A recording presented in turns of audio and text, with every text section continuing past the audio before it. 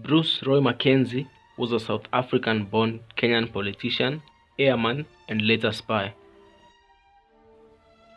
He was born in Richmond, Natal Province in the then Union of South Africa on the 1st of January 1919. Bruce joined the South African Air Force in 1939 and was seconded to the Royal Air Force during World War II. Bruce saw action in the North African, European, and Mediterranean war theaters. Following his service in the Air Force, Bruce migrated to Kenya in 1946 and became a prominent farmer in Nakuru, which was then a white highland. Gaining influence in Nakuru as a large-scale farmer and a rancher, he was appointed by the first president of the nation into the cabinet as the Minister of Agriculture.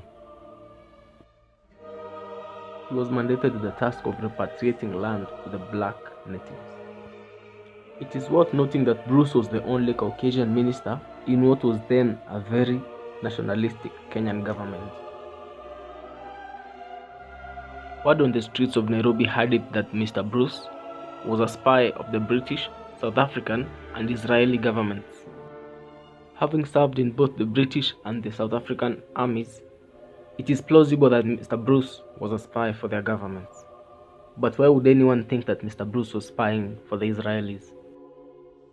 In 1976, in what was still a young Kenya, there was a failed attempt by 2 German and 3 Arab suspected terrorists to bomb an El Al airliner, which was landing at Jomo Kenyatta Airport.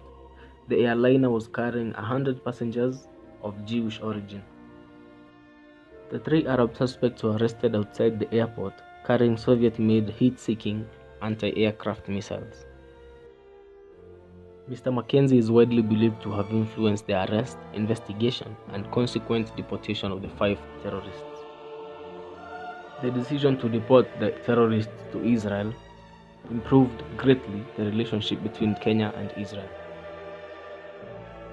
In the same year, an Air France Airbus A300 jet airliner carrying 248 passengers was hijacked coming from Tel Aviv.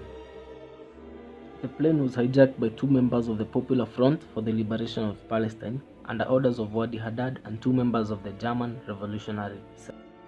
Their demand was to have 40 Palestinian freedom fighters freed from their Israeli jails. The flight had originated from Israel, Tel Aviv, headed to Paris, France. It was diverted via Libya to Entebbe. The Ugandan government supported the hijackers. To come up with a sufficient rescue plan, Israeli commandos would have needed to take aerial photographs of the airport to determine what type of security was provided, which buildings were to be raided, the escape routes, and such. The Israelis contacted Sir Maurice Oldfield of the MI6 with hopes that he would give them a contact in Kenya, which was their old colony. Sir Oldfield gave them Bruce Mackenzie. Bruce Mackenzie flew an Israeli agent to and around Entebbe airport for him to take reconnaissance photographs in preparation for the raid.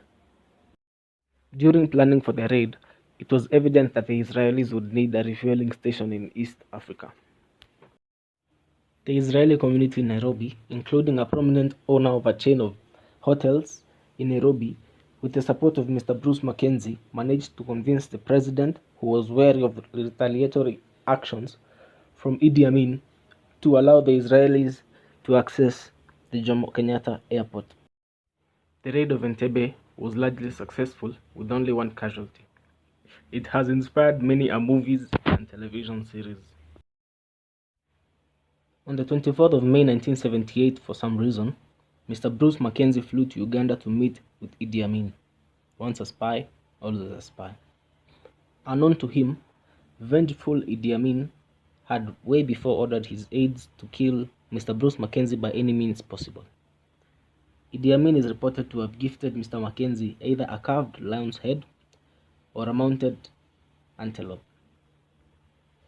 Mr. Mackenzie's aircraft disintegrated mid-air.